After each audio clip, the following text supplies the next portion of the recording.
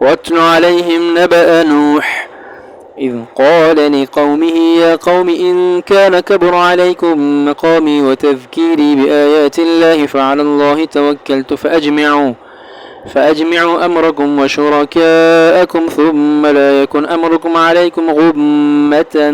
ثم قضوا إلي ولا تنظرون فإن توليتم فما سألتكم من أجر إن أجري إلا على الله وأمرت أن أكون من المسلمين فكذبوه فنجيناه ومن معه في الفلك وجعلناهم خلائف وأغرقنا الذين كذبوا بآياتنا فانظر كيف كان عاقبة المنذرين ثم بعثنا من بعده رسلا إلى قومهم فجاءوهم بالبينات فانتقمنا من الذين أجرموا فما كانوا ليؤمنوا بما كذبوا به من قبل كذلك نطبع على قلوب المعتدين ثم بعثنا من بعدهم موسى وهارون إلى فرعون وملئه بآياتنا فاستكبروا وكانوا قوما مجرمين فلما جاءهم الحق من عندنا قالوا إن هذا لسحر مبين قال موسى أتقولون للحق لما جاءكم أسحر هذا ولا يفلح الساحرون قالوا أجئتنا لتلفتنا عما وجدنا عليه آباءنا وتكون لكم الكبرياء في الأرض وما نحن لكما بمؤمنين وقال فرعون ائتوني بكل ساحر عليم فلما جاء السحرة قال لهم موسى ألقوا ما أنتم ملقون فلما ألقوا قال موسى ما جئتم به السحر إن الله سيبصره إن الله لا يصلح عمل المفسدين ويحق الله الحق بكلماته ولو كره المجرمون فما آمن لموسى إلا ذرية من قومه على خوف من فرعون وملئهم أن يفتنهم وإن فرعون لعال في الأرض وإنه لمن المسرفين وقال موسى يا قوم إن كنتم آمنتم بالله فعليه توكلوا إن كنتم مسلمين فقالوا على الله توكلنا ربنا لا تجعلنا فتنة للقوم الظالمين ونجنا برحمتك من القوم الكافرين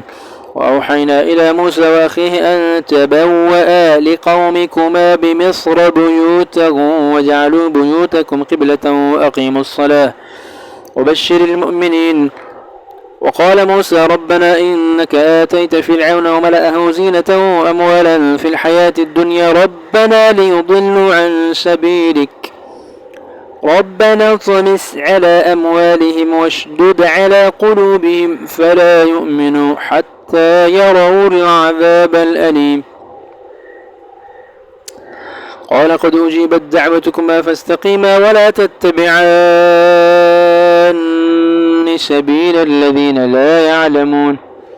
وجاوزنا ببني إسرائيل البحر فأتبعهم فرعون وجنوده بغيا وعدوا حتى إذا أدركه الغرق قال آمنت أنه لا إله إلا الذي آمنت به بنو إسرائيل وأنا من المسلمين الآن وقد عصيت قبل وكنت من المفسدين فاليوم ننجيك ببدنك لتكون لمن خلفك آية وإن كثيرا من الناس عن آياتنا لغافلون ولقد بوأنا بني إسرائيل مبوأ صدق ورزقناهم من الطيبات فما اختلفوا حتى جاءهم العلم إن ربك يقضي بينهم يوم القيامة فيما كانوا فيه يختلفون فإن كنت في شك مما أنزلنا إليك فاسأل الذين يقرؤون الكتاب من قبلك لقد جاءك الحق من ربك فلا تكونن من الممترين ولا تكونن من الذين كذبوا بآيات الله فتكون من الخاسرين إن الذين حقت عليهم كلمة ربك لا يؤمنون ولو جاءتهم كل آية حتى يروا العذاب الأليم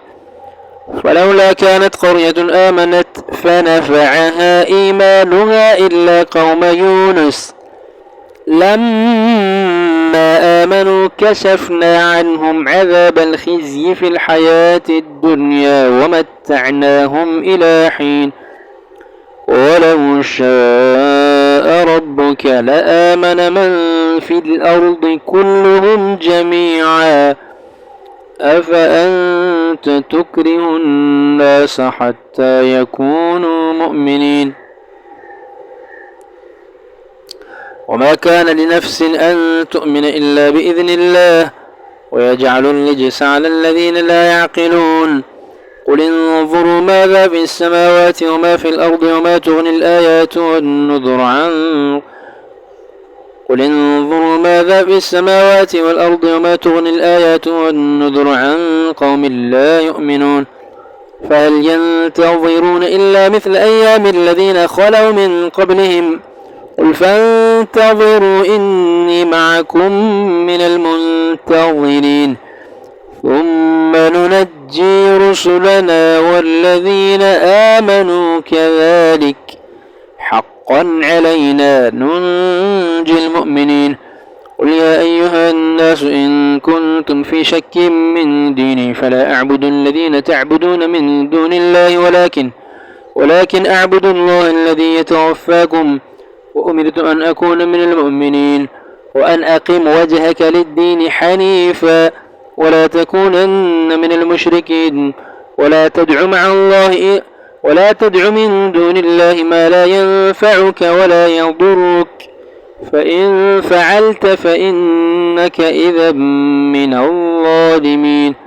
وإن يمسسك الله بضر فلا كاشف له إلا هو وإن يردك بخير فلا راد لفضله يصيب به من يشاء من عباده وهو الغفور الرحيم قل يا أيها الناس قد جاءكم الحق من ربكم فمن اهتدى فإنما يهتدي لنفسه ومن ضل فإنما يضل عليها وما أنا عليكم بوكيل واتبع ما يوحى إليك واصبر حتى يحكم الله وهو خير الحاكمين.